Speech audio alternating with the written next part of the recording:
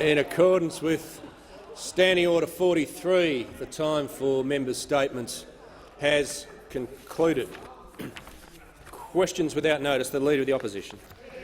Thanks, Mr Speaker. My question is to the Prime Minister. The government's original hiring credit bill allowed employers to sack existing workers over the age of 35 and replace them with cheaper, subsidised workers. Why won't the Prime Minister protect the jobs of existing workers? The Prime Minister has the call. Mr Speaker, the suggestion by the Leader of the Opposition is not true. It's not correct, Mr Speaker.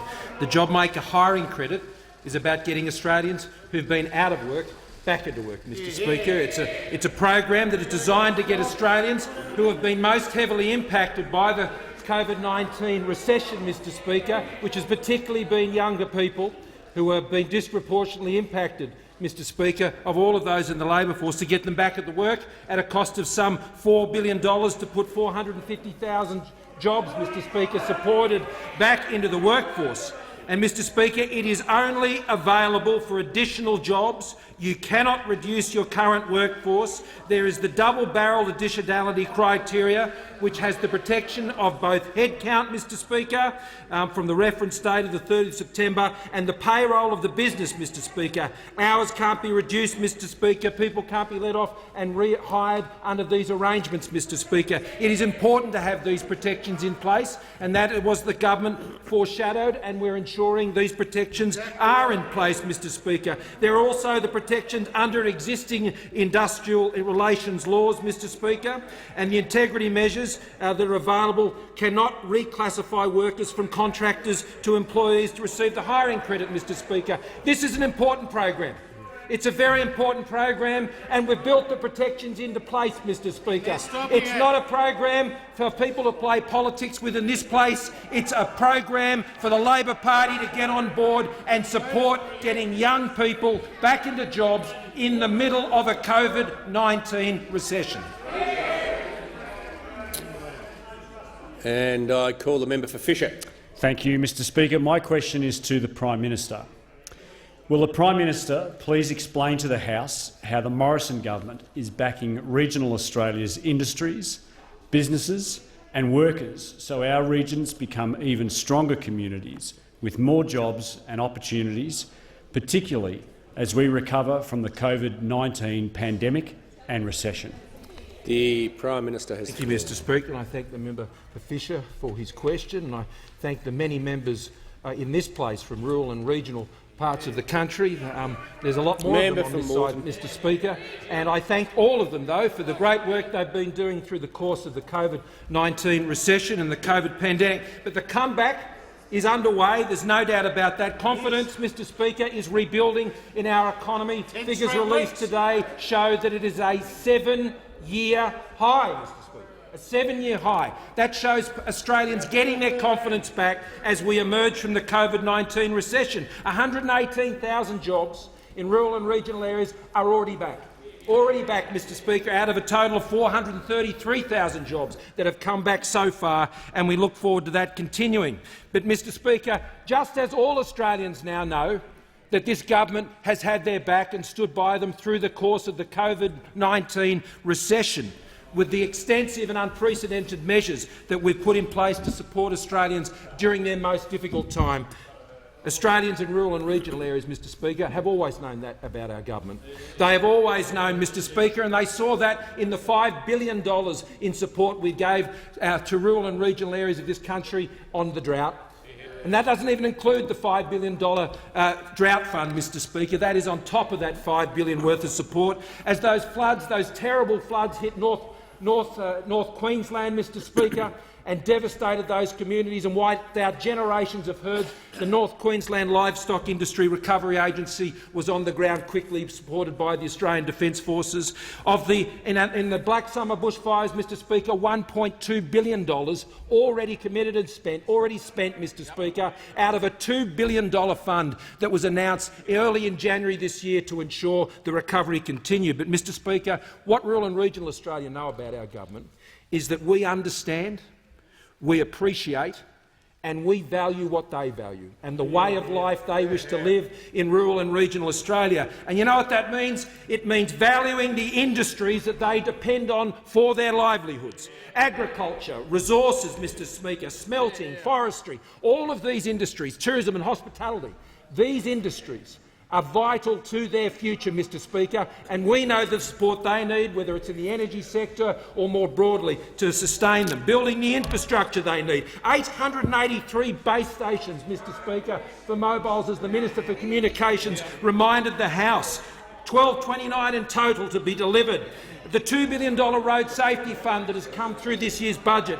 Mr Speaker, rural and regional Australia know that this government has their back. Mr Speaker, the Labor Party have turned their back on rural and regional Australia.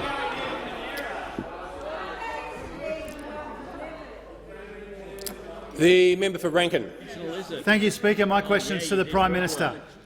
And I refer to the fact that after the hiring credit amendments protecting job security were supported by every single non-government senator, the government voted for the bill in the Senate in its amended form. Today, the Prime Minister has changed his position, preventing the timely passage of the bill. Why is the Prime Minister so determined to protect a loophole which attacks job security? The Treasurer. Mr Speaker, the JobMaker hiring credit will create jobs and support some 450,000 jobs. And the question is for the Labor Party, is what have they got against the creation of new jobs? Now, the member for Rankin knows all too well that there are a number of protections in this legislation. Protections about additionality. Additionality in terms of both payroll, Mr Speaker, payroll and also headcount, Mr Speaker. There's also protections with the Fair Work Act, Mr Speaker, and there are also protections against contrived schemes. Now, Mr Speaker, the member for Rankin may also be aware that the unemployment rate today for people aged 15 to 34 is 10.2%.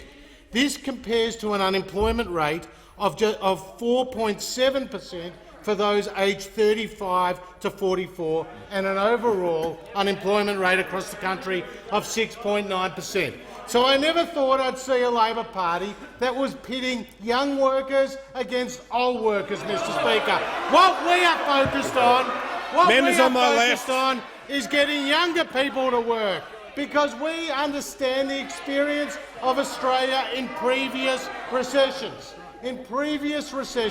Where it took a long time to get those from the unemployment queue into work, and it took an even longer period of time to get younger people from the unemployment queue into work. The JobMaker hiring credit, together with the other measures in our budget, will create nearly 1 million new jobs, Mr Speaker.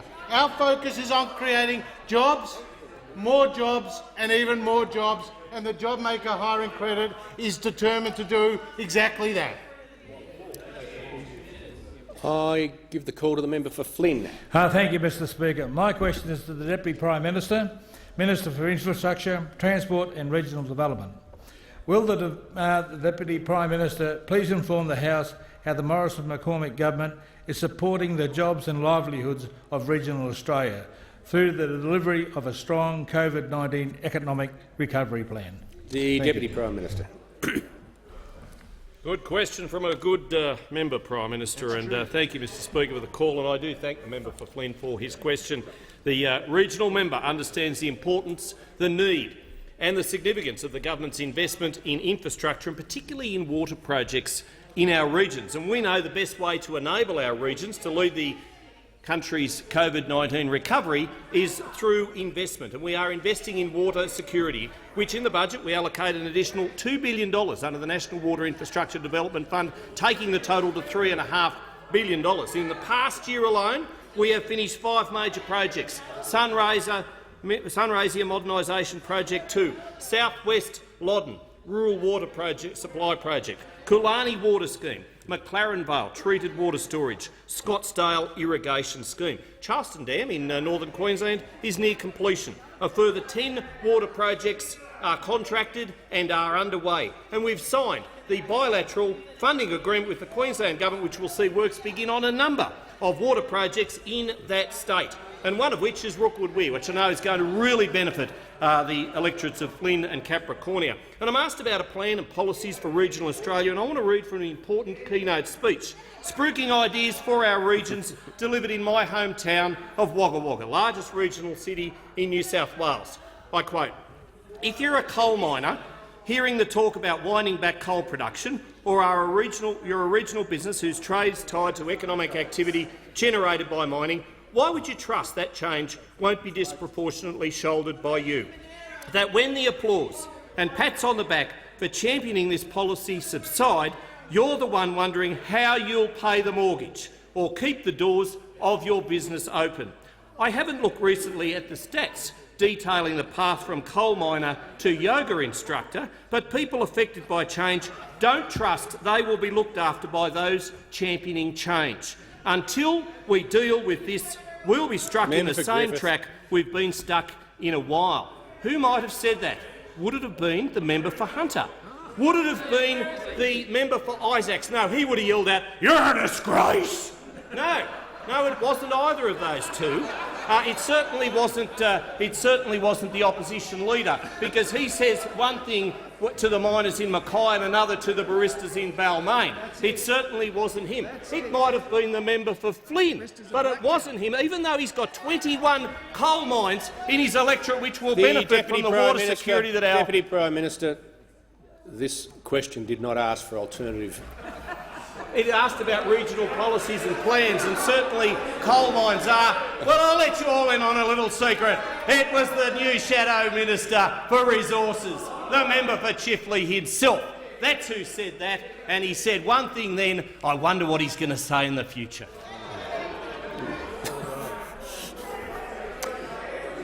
The Manager of Opposition Business. Thanks, Speaker. My question is to the Prime Minister. I refer to the fact that yesterday the government voted for the hiring credit in its amended form. Why did the Prime Minister this morning change the government's position and oppose Labor's amendments which protect existing workers from being sacked and being replaced by cheaper workers? The Treasurer. Mr Speaker, we don't support Labor's amendments because Labor is delaying the certainty for business that is required through the JobMaker hiring credit to help support 450,000 jobs, Mr Speaker. 450,000 jobs. Now, Mr Speaker, I explained to the members opposite that what we have seen in previous recessions is it's taken a long time to get people from the unemployment queue back into work. Indeed, in the 1990s recession, it took, Mr Speaker, 10 years to get the unemployment rate back below 6% from where it started before the recession. But for younger people, it took a full 15 years to get the unemployment rate back to where it was before the recession. And we understand, Mr Speaker, that young people have been hit hard in this crisis. The unemployment rate today for those aged 15 to 34 is 10.2%. This compares to an unemployment rate of 4.7% for those aged 35. This whole program is designed to get people who have been on JobSeeker, who have been unemployed, and get them into work with a minimum of 20 hours a week. And the government is providing that economic support to that employer to tip the balance in favour of a new hire. So if you are 16 to 29 and you're taken on by an employer and you do a minimum of 20 hours a week, the government will provide that employer $200 a week.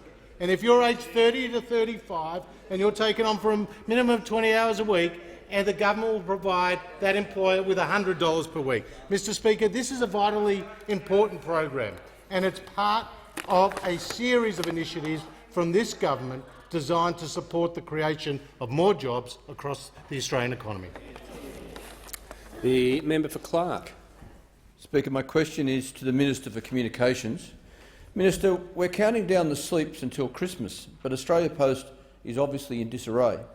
Indeed, constituents regularly report bills arriving after due dates, medical reminders turning up after appointments, and Centrelink letters not being delivered until after deadlines for responding. These foul-ups are especially problematic for people with a disability, older Australians and people on low incomes. They simply can't afford to pay for Express Post or to have Centrelink cut due to delays or to be hit with unexpected credit card charges. So, Minister, what are you doing about this? And with Christmas only 6 weeks away, do you guarantee that our gifts will arrive on time? The member for Barton is warned. The Minister for Communications has the call. I do thank the member for his question. He's right to say that Christmas is peak time for Australia Post. And of course, it comes on top of a peak in parcel volumes driven by the extraordinary growth in demand for e-commerce over the course of the COVID-19 pandemic. If we look at the figures for September, parcel volumes are up 59% on the same month last year. Letter volumes are down 8%, continuing the long-standing trend where letter volumes are declining and parcel volumes are growing. And when we overlay the trend with the growth of parcels with the normal Christmas peak, what we're expecting in terms of parcel volumes for the peak week of Christmas this year for Australia Post is for them to be up 35% on Christmas last year. So it's very important that we prepare for this growth in parcels. Of course, one of the things that we've done is provide temporary regulatory relief so some 2,000 staff can be moved from letters, where the volumes are declining, to parcels, where the volumes are increasing, and so those staff can be redeployed to where the need is greatest. But that is not all we're doing, Mr Speaker. I'm asked how are we preparing for the Christmas rush. Well, Australia Post is recruiting over 5,000 additional staff across the country. There are 18 dedicated air freighters with increased flight frequency, including the first A321 freighter, which has 70% more capacity than the existing 737-300 freighters. Australia Post expects to go live with its new Melbourne West processing site on 16 November. There are expected to be 3,000 more vehicles on the road this year than last year, reaching a total of 18,000 vehicles. And Australia Post is establishing 30 pop-up retail sites around the country. So, Mr Speaker, we've done our part as a government in providing regulatory relief so that Australia Post can redeploy resources to where they're needed. Was that measure supported by the other side of the House? No. No interest, no understanding. If they had had their way, Australians would be waiting longer to get their parcels. We've introduced the necessary regulatory relief. Australia Post is taking the necessary operational steps. There's a big peak coming at Christmas, and Australia Post is preparing very hard to meet the needs of Australians. We need a good Christmas at the end of a tough year. The Minister's time has concluded, and I call the member for O'Connor. Thank you, Mr Speaker. My question is to the Treasurer. Will the Treasurer please outline to the House how the Morrison government's unprecedented economic support to meet the challenge of the COVID-19 recession is helping families and businesses in my electorate of O'Connor and throughout regional and rural Australia more broadly? Is the Treasurer aware of any alternative approaches? The Treasurer has the call. Well, thank you, Mr Speaker, and I acknowledge the member for O'Connor's experience as a farmer before he comes back to this place. I don't know what those opposite have against farmers, Mr Speaker, but when we're talking about regional and rural Australia, we're supporting farmers in O'Connor and across the country, Mr Speaker. And the member for O'Connor understands how we are now seeing the Australian economy recover from its biggest single shock in more than a century, Mr Speaker. 446,000 jobs have been created over the last 4 months. Yesterday we saw consumer confidence increase for the 10th straight week, Mr Speaker. Australia's AAA credit rating has been reaffirmed. And just last week we heard the Governor of the Reserve Bank of Australia say that we were on the right track with our economic response. But I can also inform this House that consumer sentiment had its biggest single jump in a budget month, when in October it increased by 11.9%. This was the biggest single jump in consumer sentiment since the series began back in 1974. And today we got this month's consumer sentiment number. And again it was up, Mr Speaker, up for a third straight month.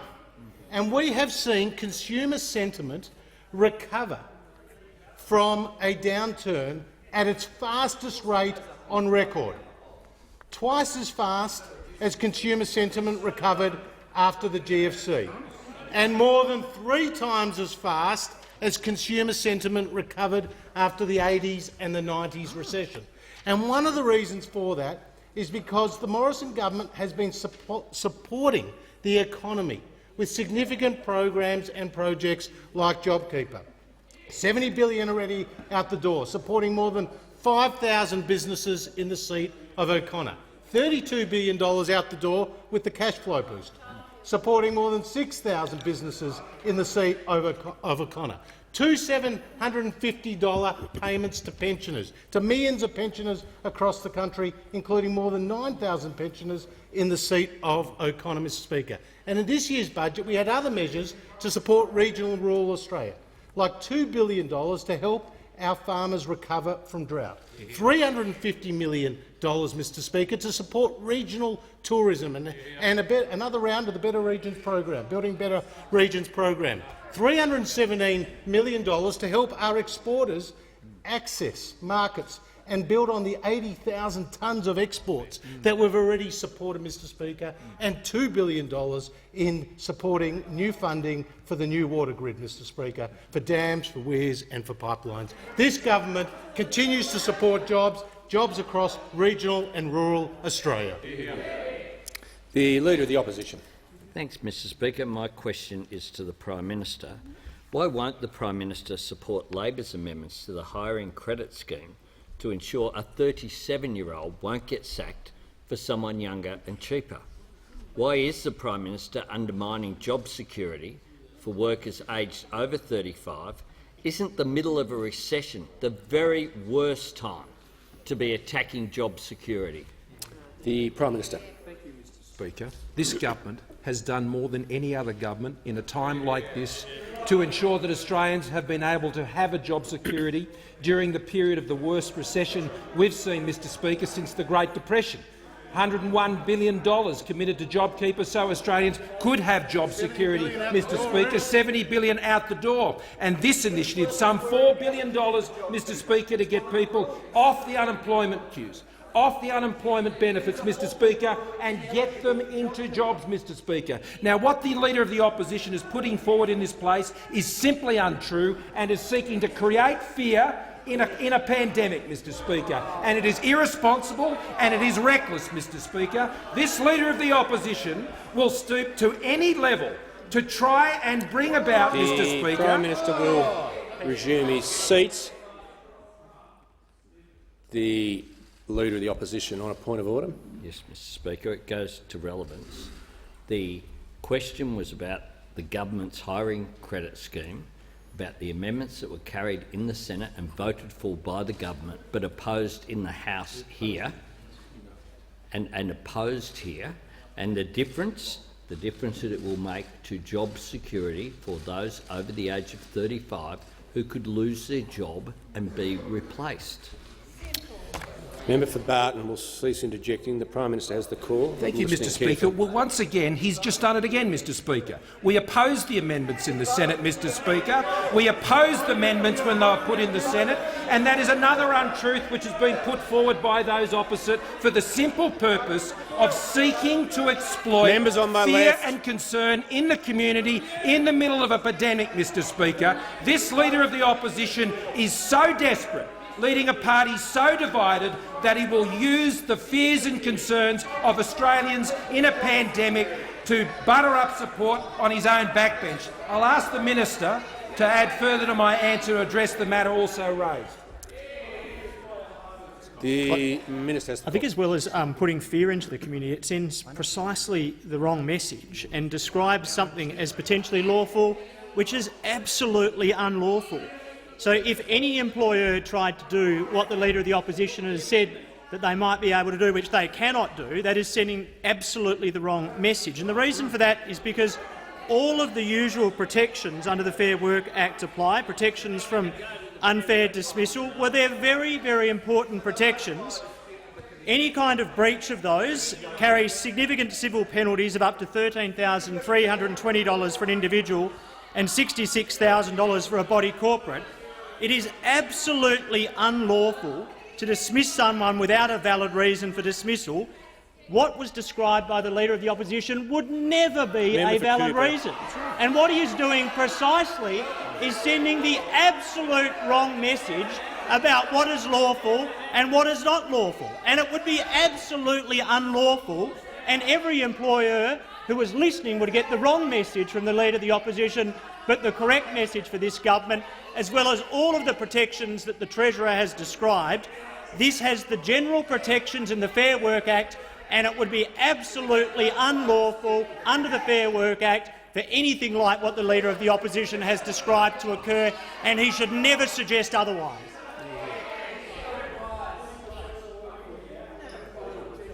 The member for Nichols. Thank you, Speaker. My question is to the Minister for Agriculture, Drought and Emergency Management.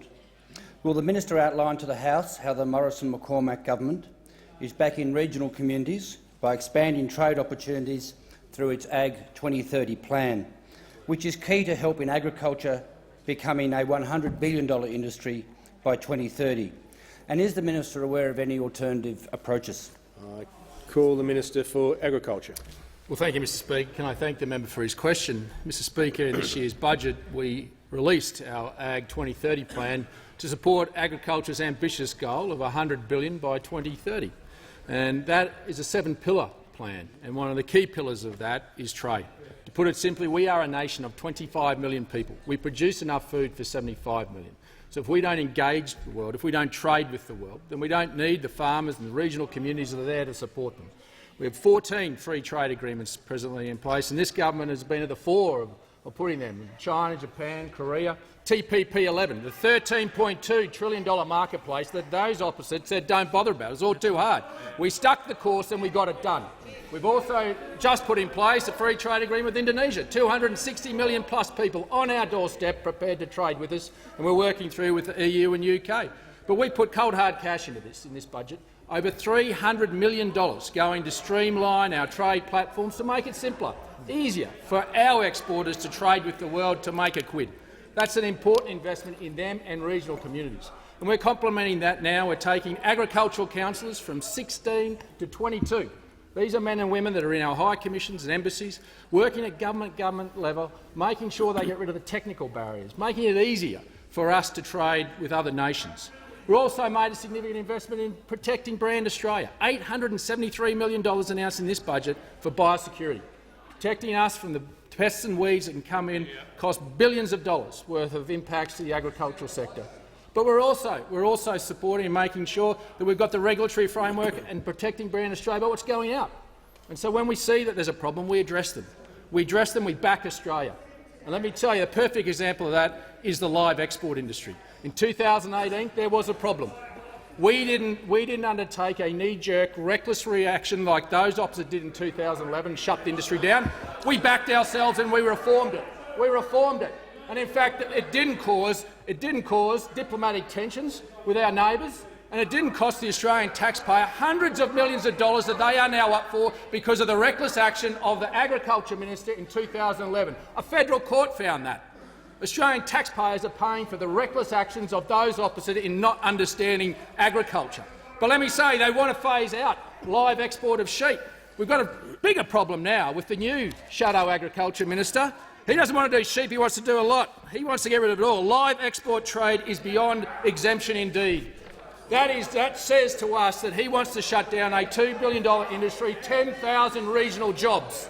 That is going to destroy regional communities. Live export will continue. It is a global commodity of $12 billion, and we should do it better than anybody, and we do. We should back ourselves instead of turning their back on regional Australians.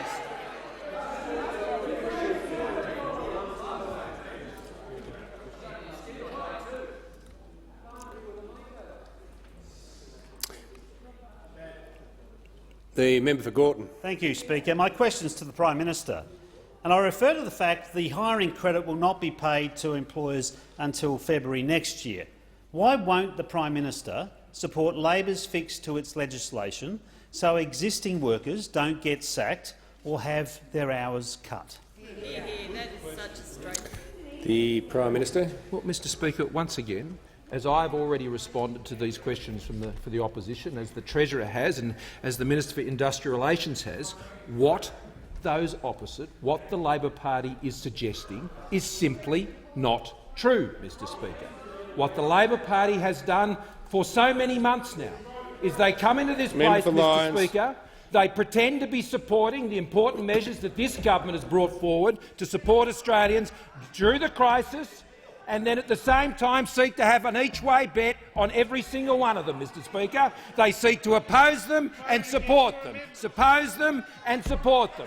You know what that means, Mr Speaker? It means when it comes to when you really need the support of people, you cannot count on Labor, Mr Speaker. You just can't count on them, because you know they will always put their political interests to have a bet each way, which is the model of operation of the Leader of the Opposition, Mr Speaker. He is the biggest each-way bet in politics, Mr Speaker. Prime Minister.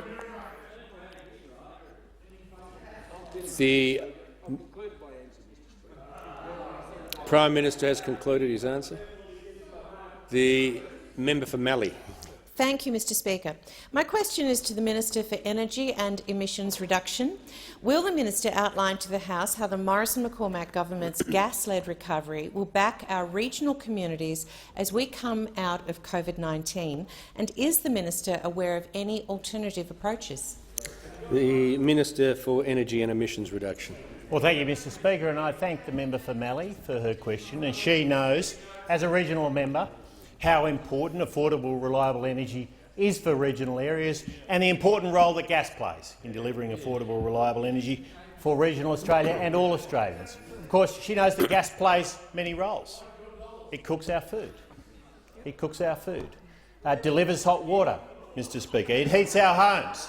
But its roles go well beyond that, because with record levels of investment in renewables in this country, it's providing firming for that solar and wind, Mr Speaker, and of course it also supports the 850,000 Australians who work in manufacturing by providing a feedstock for fertiliser for our farmers and plastics for our health workers, Mr Speaker. And of course the gas-fired recovery is central to this government's approach to recovery from COVID-19. Now, we're strengthening the gas market to make sure that Australian gas is working for all Australians, Mr Speaker, and that's why we're supporting projects like the Sanos project at Narrabri.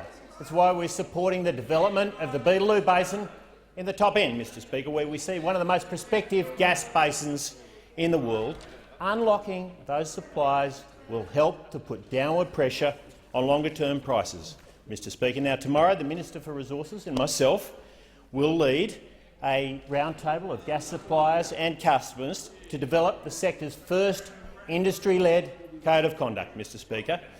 The code will ensure there's fair and effective engagement between the suppliers and users during contract negotiations. And the winners, Mr Speaker, the winners will be Australian households and businesses. Now, Mr Speaker, sadly not everyone in this place understands or accepts the important role that gas plays in our economy. But the member for Hunter does, Mr Speaker. He believes it so strongly he's been forced to move to the backbench. In fact, he's not even here today, Mr Speaker. I think they've kept him out. But, Mr Speaker, he knows that the Labor Party has been walking away from hard-working Australians. He has had enough. He has had enough of the cheesecloth brigade, as he calls it, Mr Speaker, the cheesecloth brigade in the modern Labor Party who are prepared to walk away from blue-collar workers, Mr Speaker. And we hear he's not alone. There's a substantial number with him who are very much emboldened. Now, Mr Speaker, the divisions on that side are growing deeper by the day, paralysed by division and indecision as we get on with the job of delivering affordable, reliable energy to all Australians. The member for Jagga. Thank you, Speaker. My question is to the Prime Minister. Elizabeth from Diamond Creek is a single mother in her 40s who says she's never been unemployed until now. One job ad she found stated candidates under 30 were preferred so the employer could receive the hiring credit. Why is this government leaving women like Elizabeth behind? The Attorney-General has the call. Members on both sides. Well, I think it should be noted that under the Fair Work Act, and there shouldn't be advertisements like that, but under the Fair Work Act, the general protections provisions, Mr Speaker, offer protection to employees who are targeted in any way based on a protected attribute such as their age. And as I noted, there are very serious penalties for anyone who took adverse action against those employees. The Leader of the Opposition seeking to table a document. Yes, I am, Mr Speaker, at the invitation of a number of the frontbench members opposite, including the Assistant Treasurer, of the job ad and the website in which it is available. Is leave granted? Leave is not granted. You asked for it! Members on both sides. The member for Barker has the call. Thank you, Mr Speaker. Mr Speaker, my question is to the Minister for Defence Industry. Will the minister please outline to the House how the Morrison government's record investment in defence industry is backing regional Australia by creating local business and employment opportunities? The Minister for Defence Industry. Thank you, Mr Speaker, and can I thank the member for Barker for his question and thank him for his interest and passion in the defence industries in Australia. And he knows, as well as everyone on this side does, just how important defence industry is to regional South Australia, but more importantly to regional Australia.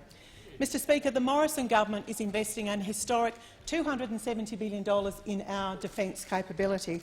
And as a proud regional Western Australia, I'm particularly proud of our investment and spend in regional areas of Australia, backing regional jobs and backing those regional businesses. Mr Speaker, recently the Prime Minister and I announced that we will invest a $1 billion boost to defence industry as a result of the COVID recovery package. Mr Speaker, this package will support around 4,000 Australia jobs right across Australia. And as part of that package, Mr Speaker, we're investing $300 million in our National Estates Work program that will focus on regional areas, but particularly in those bushfire-affected regions, like in Jervis Bay, like in Eden, and also in places like RAF Base, East Sale. Mr Speaker, this means that those local tradies in the region, who many would have been doing tough as a result of the bushfires, this means that they can have a job, or indeed if it's their own business, they can grow their business. So in essence, it actually gets them back on their feet. So we're very proud of that investment. And in the member for Capricornia's electorate, Mr Speaker, we are expanding the Shoalwater Bay training area in central Queensland, with some 44 companies already having received awarded a total of $93 million worth of contracts for the design and the construct of the Shoalwater Bay training area. And in addition to that, we've got some 27 subcontractor packages ready to go that are planned to be released over the next 6 months to industry, which of course is going to create even more opportunities in regional Queensland. And more good news for Queensland, we are also going to be creating a new training area near Greenvale in northern Queensland for our ADF, with a managing contractor to be announced recently. Mr Speaker, since April, our government has paid over $451 million to Australian SMEs which support our defence bases, including many SMEs in regional Australia, with almost $50 million being paid to Aussie SMEs in the top end, in the Northern Territory, to support our bases.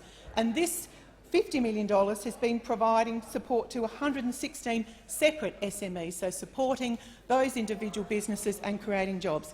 Mr Speaker, I would like to take this opportunity to thank those almost 1,400 Aussie businesses that are engaged to support our bases right across our country, which is supporting some 7,000 jobs. Please know that we appreciate your important contribution to our defence capability. Concluded. The member for Gorton. Thank you, Speaker. My question is to the Prime Minister. Adam from Lethbridge Park is a 40-year-old Donata worker who was deliberately excluded from JobKeeper. He was put on minimal hours this year and is looking for a new job. Because he's 35, Adam is locked out of the hiring credit. Adam asks, if there are only incentive programs for employing up to 35s and over 50s, where does that leave me? Why is the Prime Minister leaving Australians like Adam behind? The Prime Minister. Mr Speaker, right across a range of measures, Mr Speaker, whether it was the cash flow allowances that were provided to businesses right across the board, Mr Speaker, to support them during this difficult period, which has enabled them not only to keep employees in place but to put more on, Mr Speaker. In this year's budget, Mr Speaker, we have introduced the immediate expensive measure. We have introduced the lost carryback measure, Mr Speaker, which helps all workers, Mr Speaker, right across businesses that have been most affected, where they can carry back losses from this year to previous years, where they've paid tax, which enables those businesses to put people on and to grow our economy, Mr Speaker. And around half of the jobs that have been lost through this terrible COVID-19 recession, Mr Speaker, have already come back into the economy, Mr Speaker. And in addition to that, consumer confidence has now reached a 7-year high, rebounding back from the terrible lows that we saw as we moved through the worst parts of the COVID-19 recession. That confidence that is necessary, whether it's to get someone who has lost a job, whether it be at the company referred to or anywhere other place, Mr Speaker, all of those companies, all of those workers will be supported by an economy that is growing again in confidence, an economy that is being supported by the strong economic policies that are seeing businesses open again, and seeing employees coming back into those businesses.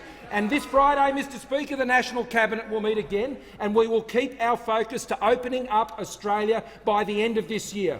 And I can tell you one of the things that will help the aviation industry more than anything else, Mr Speaker, is to see those domestic borders come down in this country where it is safe to do so, Mr Speaker, so we can safely open again and we can remain open safely. That will do more for tourism and hospitality jobs, for aviation jobs all around this country than almost any other thing I can imagine, because of the extensive level of supports that this government has put into the economy.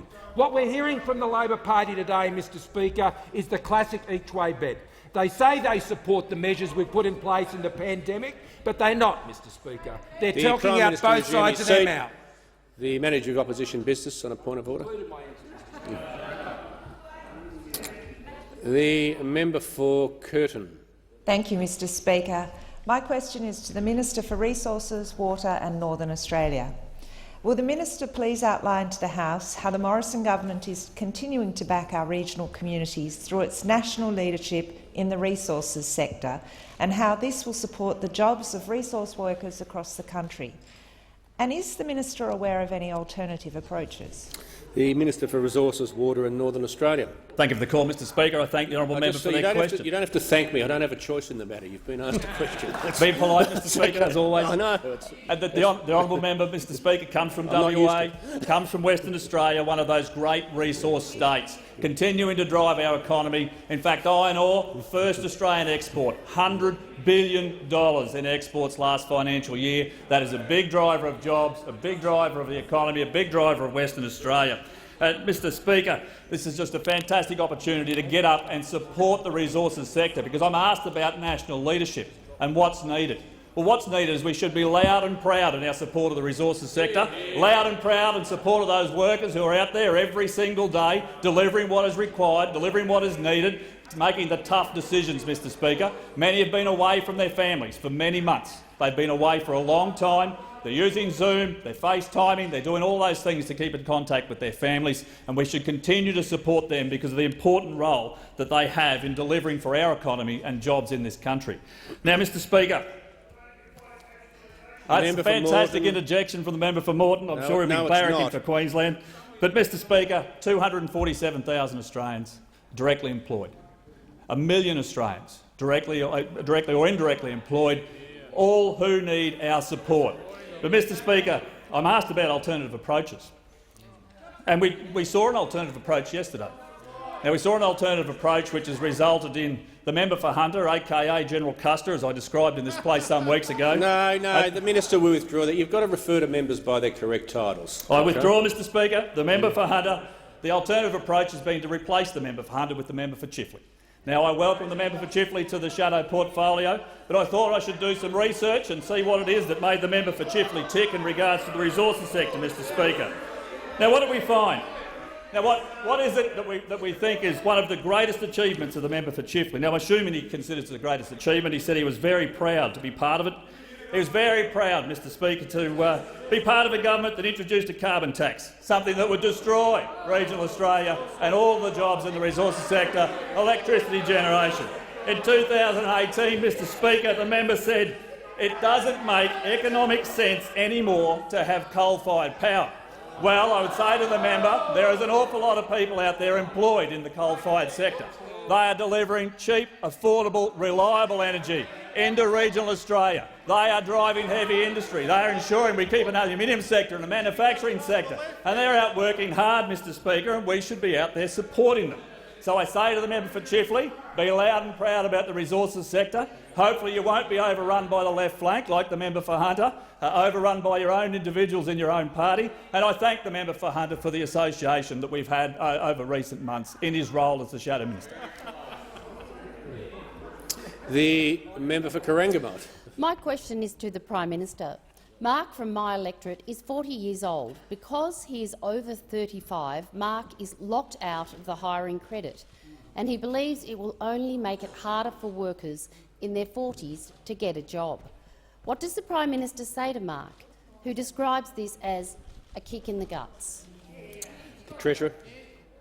Well, Mr Speaker, our message to Mark, as our message to all Australians, is this government is supporting the Australian economy with $507 billion of support, the equivalent of 26% of GDP, both balance sheet support and direct fiscal support. Now, Mr Speaker, when it comes to the JobMaker hiring credit, our focus has been about getting younger people who have been unemployed into work, because we looked at previous recessions and we saw that in the 1990s it took a full decade to get the unemployment rate back below 6% from where it started. But for younger people, it took 15 years to get the unemployment rate back below from where they started. And, Mr Speaker, today you've got an unemployment rate for those aged 15 to 34 that is more than double the unemployment rate for those aged 35 to 44, Mr Speaker. So we have worked with Treasury on a program to support getting younger people who have been out of work into work. And in this budget, there are many other measures that support economic activity right across the economy. Tax cuts for more than 11.5 million people, including in the honourable member's electorate. 66,000 members of her electorate are getting a tax cut thanks to the policies from those on this side of the House, Mr Speaker. And I say to the member for Corangamite, more than 6,000 businesses in her electorate are able to access JobKeeper, Mr Speaker, another measure that has been introduced by members on this side of the House. So whether it's the tax cuts, whether it's the expanded instant asset write-off, whether it's the loss carry-back measure, whether it's the support for apprentices with a 50% wage subsidy, whether it's also our job trainer program and 340,000 training places, whether it's an infrastructure program that is now $110 billion, it's supporting members in constituents in the members' own electorate as well as right across the country, and it's doing one thing, helping to create more jobs. And I call the member for Bass. Thank you, Mr Speaker. My question is to the Minister for Education. Will the Minister please update the House on how the Morrison government is backing Australians in our regions to get jobs by helping them receive a university education? The Minister for Education.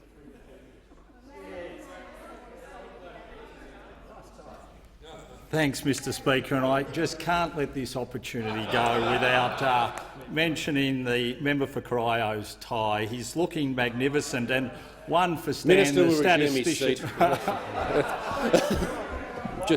All right, I'll just briefly. One for Stan, the statistician from the Could Have Been Champions. The two shadow members in the Labor Party shadow ministry now both barrack for Richmond. There's only two of them, but they now both barrack for Richmond, and that's wonderful to see.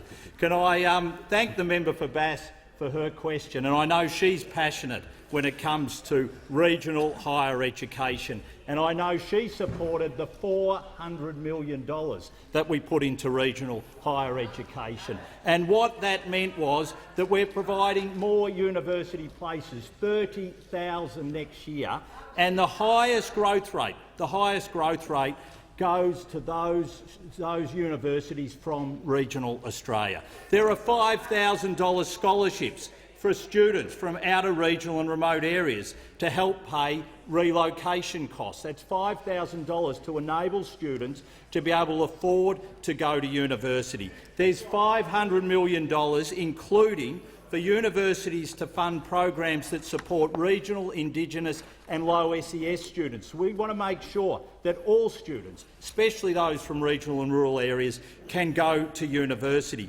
There's $21 million for an additional 8 regional university centres, and as we know, these have been incredibly popular.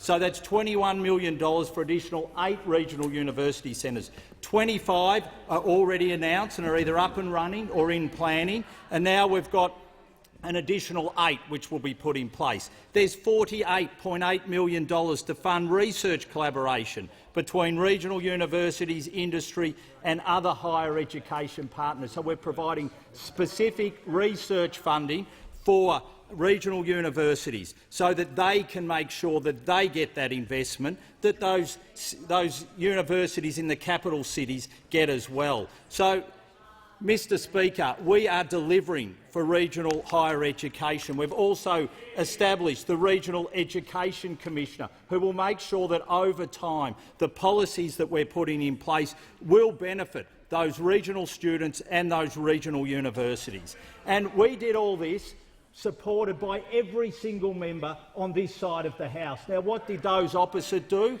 They opposed our $400 million investment into regional higher education. They opposed it. They didn't stand with those regional members on this side. They opposed our $400 million investment into regional higher education. We stand for regional higher education on this side. What those opposite need to do is get more members from the member for Sydney. Thank you, Mr Speaker. Mr Speaker, my question is to the Prime Minister. Felicity from Geelong worked in admin at Deakin University for nearly 25 years, and she's 55 years old. She was made redundant in September after the government deliberately excluded university workers from receiving JobKeeper. Felicity's locked out of the hiring credit because of her age, and she isn't eligible for mature worker subsidies yet. Why is the Prime Minister leaving women like Felicity behind? The Minister for Education.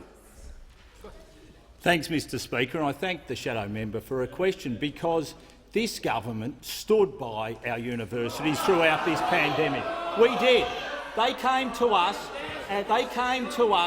with their #1 priority, and that was for us to guarantee the funding that they had this year, and that's what we did. We guaranteed that funding of $18 billion. And then they said to us that the sector had been hit hard because international students couldn't come here because of the pandemic, and they said, we want support for research, because with international students not there, we need support to make up for that. So what did we do in this year's budget? The highest single payment ever by a government into research for higher education, $1 billion. So we guaranteed $18 billion for the sector. In this budget we provide $1 billion in research. $1 billion in research. This has been a difficult year for those in the university sector. This has been a difficult year for those in higher education. But we have worked tirelessly with the sector.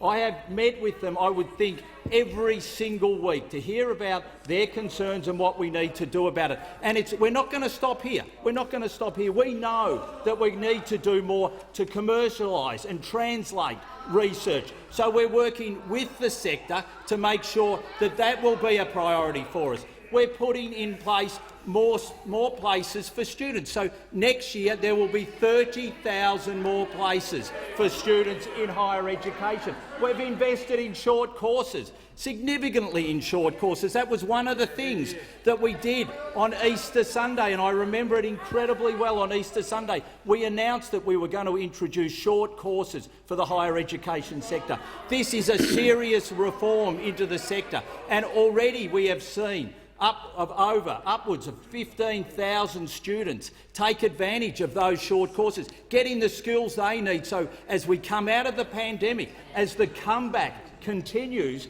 those students will be able to find jobs. And we invested again in short courses in the budget because we want to make sure that they can re-skill. We want to make sure people can re-skill, students can re-skill, mature age students can re-skill. And as a matter of fact, it was when we saw students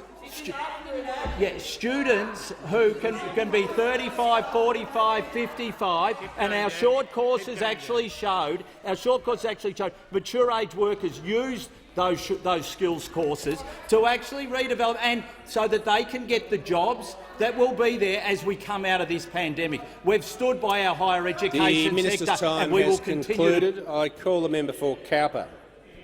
Thank you, Mr. Speaker. My question is for the Minister for Regional Health, Regional Communications and Local Government. Will the Minister please outline to the House how the Morrison-McCormack government is continuing to back our regional communities through the provision of critical health services that they rely on? The Minister for Regional Health, Regional Communications and Local Government.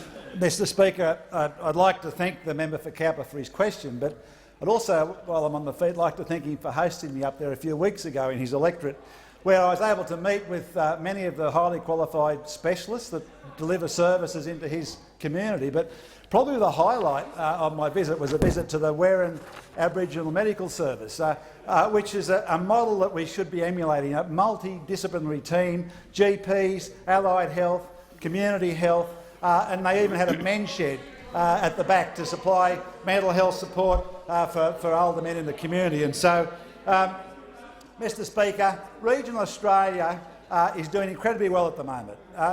We've hit a purple patch, and despite a very rocky start to the year with fires, flood and then finally the pandemic, there's a lot of interest in regional Australia, not only for the hundreds of jobs that are available now, but also as a destination to visit for tourists. And one of the reasons is because of the way that we've approached COVID-19 in regional Australia. The success, despite being some infections, has been incredibly successful, with respiratory clinics that have been rolled out to enable people to be checked, the extra surge workforce, the retrieval for the flying doctor service. Probably the real success for regional Australia has been telehealth. And there's been a lot of talk about telehealth, but in the modified model areas 2 to 7, there's been 9.4 million telehealth consultations, and that's just the start. Just last week, with Minister Hazzard from the New South Wales government, we launched a trial in telestroke, so that people in regional Australia can get the absolute best advice in those vital seconds and minutes after someone has a stroke. And so we are up to the start of that. But there's more to do, Mr. Speaker, and in the budget we committed to $1.2 billion to the small regional hospitals that are so important to deliver that health. But also we are looking at more innovative models, and we funded those in the budget. Places like Conaghan and the member for Clare's electorate, where Dr Bullock has brought in a multidisciplinary team to really service that town and the villages around it. And so bringing medical trials out to the region, so not only are those people getting the benefits of being part of life-saving trials, but our medical workforce are getting to take part in research. And Mr. Speaker, as the rollout of a vaccine for COVID-19 is looking more and more likely in the new year, this government will be making sure that regional Australians, some of our most vulnerable communities, will be at the forefront of receiving that life-saving and life-protecting vaccine. This government is committed to regional Australia and to the health of regional Australians. And I call the member for Dunkley. The question is to the Prime Minister. Mark from Carrum Downs is 56 years old. He recently lost his job. He says his job provided nearly half of his family's income and they have exhausted their savings. Mark is cut out of the hiring credit because of his age and he won't be eligible for mature worker subsidies until next year. Why is the Prime Minister leaving people like Mark behind? The Prime Minister has the call. Mr Speaker, and I'll ask the Treasurer to add to my answer. Whether it's Mark or anyone else, Mr Speaker, in this country, so many of Australians have been hit hard by the COVID-19 recession this year. And that is why this government has delivered unprecedented levels of fiscal support into the economy to ensure that the entire economy can support more jobs coming back as quickly as possible. Already we have seen almost half of the jobs lost come back into the economy, and we are going to see more, Mr Speaker, because today's confidence figures, which back up yesterday's confidence figures, Mr Speaker, and last month's, are all showing that the Australian comeback has begun. And that's good news for Mark, Mr Speaker, because as the Australian comeback continues and as businesses continue to go stronger and as businesses open again, Mr Speaker, and as employees come back into those businesses and as they come off the job seeker payment and they go into paid work, Mr Speaker, then Australians will benefit from that. Some 26% of our economy has been invested, both directly through the federal government and also through the actions of the Reserve Bank, to ensure that our economy has been supported to help people like Mark and anyone else in this country in a way that has never been done in this country before. And next year we look forward for great hope, Mr Speaker, because not only has there been this significant investment and response from an economic point of view to support our economy and see the jobs come back, Mr Speaker, but we've invested $18.5 billion in the health response that underwrites that economy in a COVID-19 pandemic recession. And the news that we have seen on the vaccination success, Mr Speaker, in these trials is incredibly encouraging.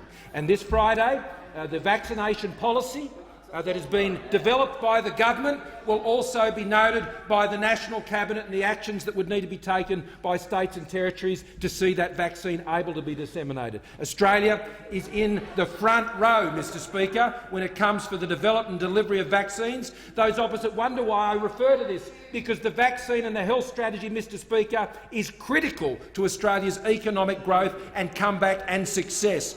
We are leaving no stone unturned in ensuring the greatest Australian comeback that this country has seen since the Great Depression. This government has stood up in this time, and as we've said throughout the course of questions today, we've particularly stood up for Australians in rural and regional areas, Mr Speaker. We haven't turned our back on rural and regional Australia in the way that the Labor Party have, Mr Speaker, shunting regional members out of their shadow cabinet for simply daring to speak up for regional Australia. Mark will be pleased you are concerned about his case. The real message to Mark. The member for Higgins. Mr Speaker, my question is to the Minister for Health. Could the Minister please update the House on progress in securing and delivering safe and effective vaccines to all Australians? The Minister for Health.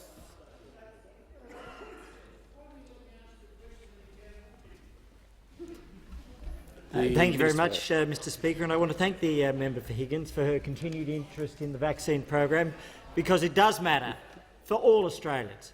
This morning I had the privilege of visiting the Therapeutic Goods Administration and, along with the head of the TGA, Professor John Skerritt, we were able to inform Australians that 2 of the 4 vaccines which Australia has secured have already been placed on the provisional approval pathway. What does this mean? It means that they're being given an expedited process to approval, but subject to the most rigorous safety assessments, I believe, in the world. And the reason why this is important, of course, is that whilst Australia, on the latest advice I have from the National Incident Centre, has contained its community transmission to 6 cases in 7 days, less than 1 case a day. And the world, however, is seeing over 500,000 cases a day on average, and sadly we've seen 9,000 lives lost in the last 24 hours. So globally, the challenge is enormous. Whilst our containment practices are working, we know that we cannot be safe until we have a vaccine that will protect Australians, not just from the disease in Australia, but from the disease at the global level. So what that means is that this week we have seen the commencement of manufacturing of a vaccine in Australia by CSL. We've seen the very important news that one of the vaccines which we've secured, the Pfizer mRNA vaccine, is making extremely positive progress, and we're cautious still, but the progress is very heartening. And then today we've been able to announce that 2 of the 4 vaccines are already on the provisional pathway. The other 2 vaccines are expected to apply to be on that. And as Professor Skerritt said, that means that we are in a position that potentially by the end of January there may be approvals for rollout and delivery commencing in March. And our goal and our intention and our expectation is to ensure that every Australian who seeks to be vaccinated will be vaccinated during the course of 2021. And that is immensely important for jobs, for livelihoods, but above all else for lives and security around Australia. At the same time, we've been able to secure 134.8 million vaccine units directly through these purchasing programs and another 25.5 million units through the COVAX facility. That means we have enough vaccines for 3 times the Australian population. We have enough vaccine future purchasing for 3 times the Australian population. So we're investing, we're preparing, and we're preparing to save and protect Australian lives. The member for Werriwa. Thank you, Mr Speaker. My question is to the Prime Minister. Brian from Lugano is 54 and had worked for Donata for more than a decade before being stood down on minimal hours earlier this year.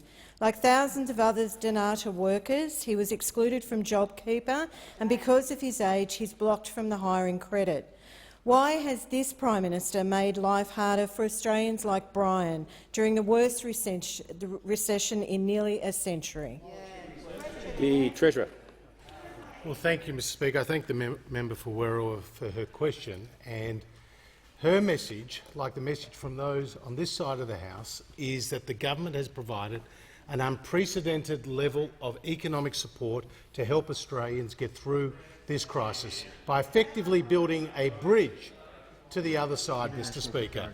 And if you look at where effective unemployment was in this country, it got as high as 15%. And today it's down to 9.4%, Mr Speaker. We have seen 446,000 jobs being created in the last 4 months. Consumer confidence was up 10 weeks straight yesterday, Mr Speaker. Consumer sentiment today was up for the 3rd consecutive month, Mr Speaker. Our AAA credit rating has been reaffirmed, and we heard from the Reserve Bank of Australia that the government is on the right track. And if you look at our performance as a nation, both on the health and on the economic side, we have outperformed nearly every other country in the world, Mr Speaker, nearly every other country in the world. And we understand that there are still many Australians who are doing it tough. That's why we put in this budget a series of economic measures that will continue to support the Australian economy. That's why we are helping the private sector make more investments, because that again will increase economic activity with the expanded instant asset write-off, with the loss carry-back measure, with tax cuts for more than 11.5 million Australians, indeed more than 71,000 in the honourable member's own electorate, Mr Speaker. And the JobKeeper payment we've extended for another 6 months, out to the end of March, again supporting— The Treasurer resume his seat. The Manager of Opposition Business on a point of order. Thanks, Mr Speaker. A point of order on direct relevance. The case of Brian from Lugano that's just been spoken about, he works at Donata. He's ineligible for JobKeeper. The government's commitment to JobKeeper cannot be relevant. It cannot be relevant to his situation. He's been deliberately excluded from it. Just before I call the Treasurer, the member for Lawler. I've forgotten that voice, but just say to the Manager of Opposition Business that the Treasurer has been able to range widely up until this point because of the final sentence of the question, which was very general about why the government's making it difficult for. So that's why he's been able to range widely. But specifically on this point, I think he's gone as far as he's able to go.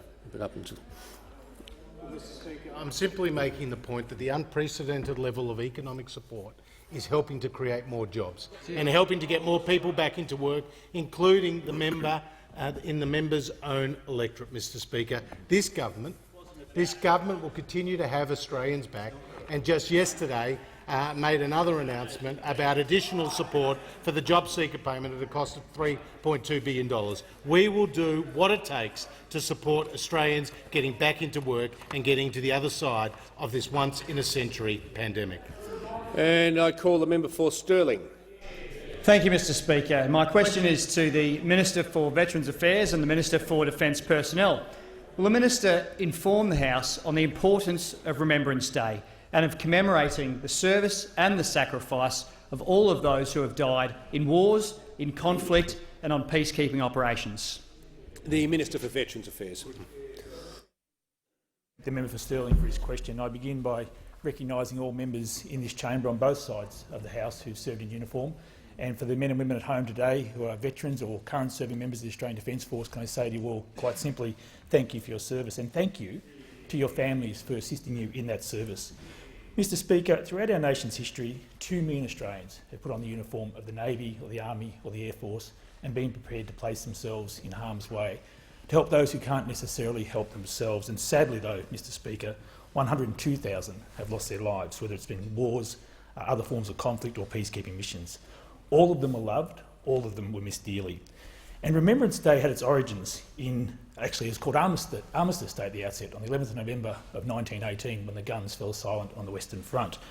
And we changed the name to Remembrance Day after World War II to ensure that all serving members, all veterans, all those who had, all of the fallen could be remembered. It is a day, Mr. Speaker, for us all to pause, I think to reflect, for us to give thanks to all servicemen and women, to thank them for their courage, for their service, for their sacrifice. They earned the freedoms that we all enjoy here today. And as members of Parliament, Mr. Speaker, I think we commit ourselves on this day of all days to secure a lasting peace in their honour. Like our men and women in uniform, we must never give up in that pursuit. Mr. Speaker, this year has challenged Australians like none in my lifetime and probably none in many of the members' lifetimes.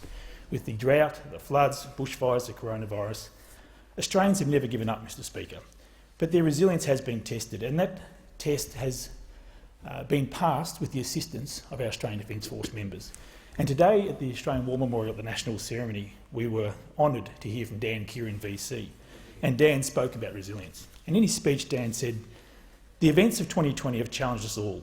Like war, they have sharpened our focus onto what is important: family, friends and loved ones. Australia truly is the lucky country. And even in the most challenging of times, there is nowhere else I'd want to be.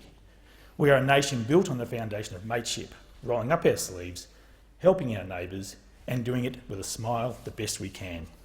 And Dan continued, "In the darkest days, there is always a glimmer of light found in the mateship, comradeship and loyalty that is, at its very core, the essence of all it means to be Australian." I want to thank Dan for his great words from a truly great Australian. Mr. Speaker, Remembrance Day is about hope. I think Remembrance Day is about respect. Remembrance Day is about a grateful nation keeping our commitment to our serving men and women. We will remember them, lest we forget. And the Deputy Leader of the Opposition on indulgence. Thank you, Mr. Speaker. And can I associate the Australian Labor Party with the fine words that we've just heard from the Shadow Minister. It's 102 years since the guns fell silent on the Western Front in the war that was meant to end all wars. 330,000 Australians enlisted in that war, 60,000 of whom were killed. It's an extraordinary price that was paid from our country, which at that time had a population of just 4 million. It's an almost unimaginable sacrifice. But more than a century down the track, we are left with just a small clue of what that sacrifice felt like, in the fact that you cannot visit in our country today a city or a town of more than a couple of hundred people without finding in it a memorial to those who served and died in the First World War. When you look at those memorials really closely, you can almost feel the aching need that people had to put those memorials in place. This wasn't jingoism or populism, this was just pain. It was solemn pain. And for the families and the friends of those loved ones, the voice of their loved ones was given expression by Lieutenant Colonel John McCrae. We are the dead. Short days ago, we lived, felt dawn, saw sunset glow, loved and were loved, and now we lie in Flanders fields. That this experience happened in the first 20 years of the federation of our country meant that from the very earliest moment we were imbued with a deep sense of reverence and gratitude to those who have served in the Australian Defence Force. And today is the day, as the Minister said, that we give thanks to all of those who have and continue to wear our nation's uniform, and in particular in respect of the 102,000 Australians who have given their life in the service of our nation. At the dawn and in the morning, we will remember them. Well done. The Prime Minister. Thank you, Mr. Speaker. And on that note, which unites all members of this House, I ask that further questions be placed on the notice paper.